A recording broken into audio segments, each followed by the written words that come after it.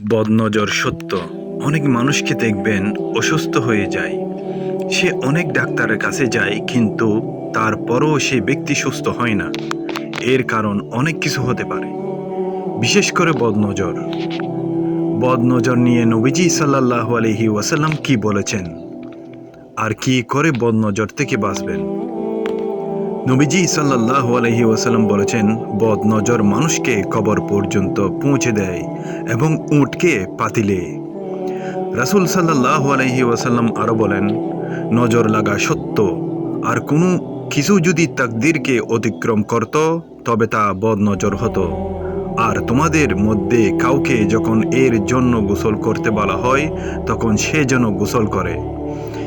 আয়েশা রহমতুল্লাহ বলেন, নবীজির যুগে নজর যে ব্যক্তি লাগিয়েছে তাকে উজু করতে বলা হতো, আর সেই উজুর করা পানি দিয়ে নজর লাগা ব্যক্তিকে গোসল দেওয়া হতো।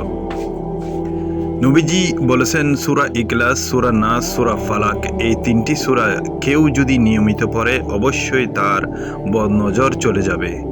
আরও অনেক দোয়া আছে যা বদনজর থেকে বাঁচার জন্য বিস্তারিত পড়ে দেওয়া হবে।